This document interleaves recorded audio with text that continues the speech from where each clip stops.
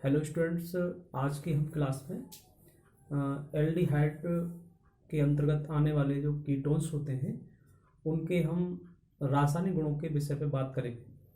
कि इससे पहले वाली जो वीडियो मैंने बनाई थी उसमें मैंने जो है कीटोन्स के बनाने की विधियों और उनके भौतिक गुणों के विषय में मैंने बात की थी, और उसके आज हम जो बात करना चाहेंगे उनके रासायनिक गुणों के विषय पर, जो इसके अंदर परीक्षा की दृष्टि से बहुत ही इम्पोर्टेंस गुण हैं।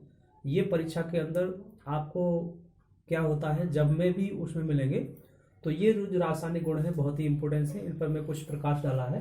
तो पहला जो रासायनिक गुण है हमारा सोडियम बाइसल्फाइड के साथ अभिक्रिया।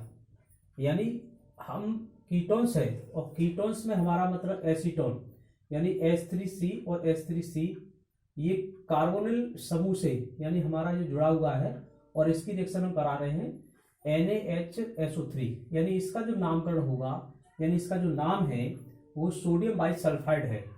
और ये सोडियम बाइसल्फाइड है, ये एक इसके साथ में एसीटोन जो हमारा है वो एक योगात्मक अभिक्रिया करेगा।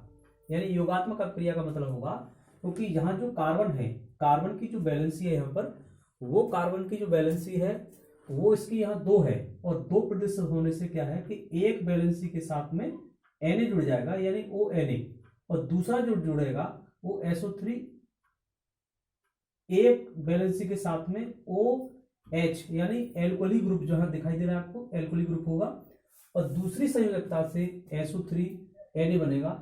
यानी इसका जो प्रोडक्ट है यानी इसका जो उत्पाद है वो सोडियम बाई सल्फाइड बनकर के तैयार होगा। तो ये पहली विधि थी हमारी। दूसरी विधि इसकी जो हमारा रासायनिक गुण है वो है हमारा PCl5 यानी फास्फोरस पेंटाक्लोराइड के साथ अभिक्रिया है। यानी एसीटोन यानी हमारा कीटोन है वो H3C और H3C, ये PCl5 का जो नाम है वो फास्फोरस पेंटाक्लोराइड होता है।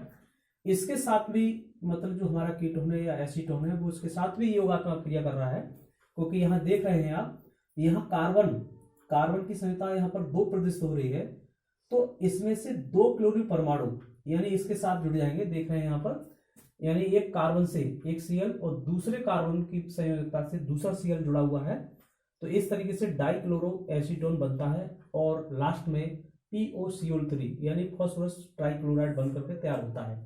ये हमारा दूसरा रासायनिक गुण था। तीसरा हम रासायनिक गुण के विषय में बात करेंगे, हमारा है गिर्गनाट अपकर्मक के विषय पर।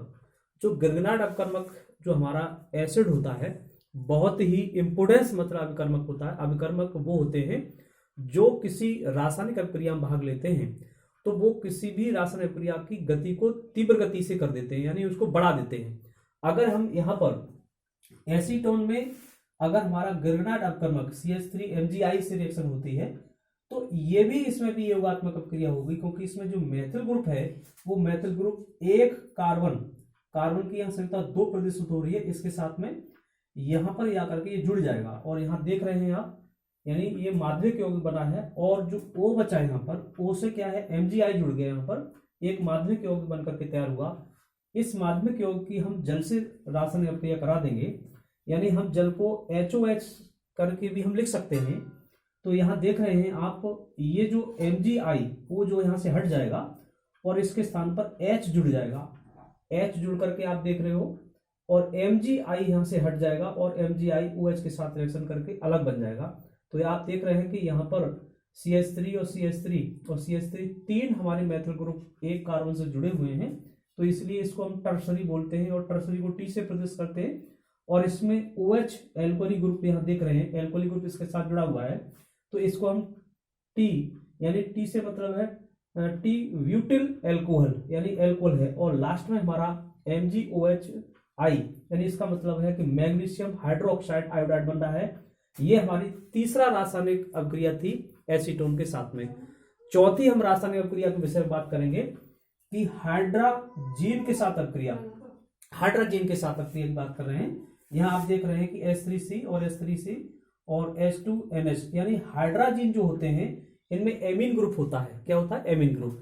यानी एमीन ग्रुप की हम बात करें NH2 और .NH2 की हम बात कर रहे हैं, तो इसमें ये 2 अगर एमीन ग्रुप जुड़े होते हैं तो उसे हम हाइड्रा हाइड्राजीन कहते हैं, लेकिन मैं इस जब रिएक्शन कराऊंगा यहाँ पर एसीटोन के साथ में, तो यहाँ मैं NH2 को उल्टा लिखूंगा। उल्टा इसलिए लिखूंगा क्योंकि यहाँ से मुझे ऑक्सीजन लेना है, और ऑक्सीजन लेगा तो यहाँ से ये बन करके हमारा जल यहाँ निकल जाएगा, और इसके साथ जो कुछ यहाँ बचेगा वो कार्बन की डबल संयोजकता के साथ में यहाँ इस तरीके से जुड़ जाएगा, और ये एसीटोन हाइड्रोजोल बन करके तैयार होता है।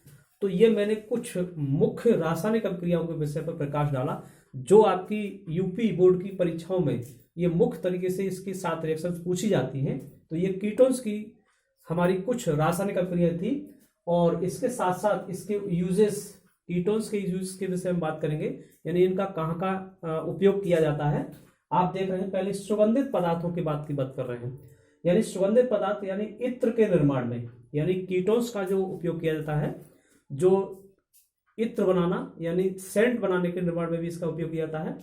और सबसे ज्यादा आप देखते हो कि जो इत्र हमारी तैयार होती है, जो हमारे प्राकृतिक पेड़ पौधों की जो वनस्पतियों के पुष्प हैं या कुछ ऐसे, और वास्तविकता में ये देखा जाए तो एल्डिहाइड और कीटोन जो हमारे होते हैं वो वनस्पतियों की कोशिकाओं में ही तो पाए जाते हैं।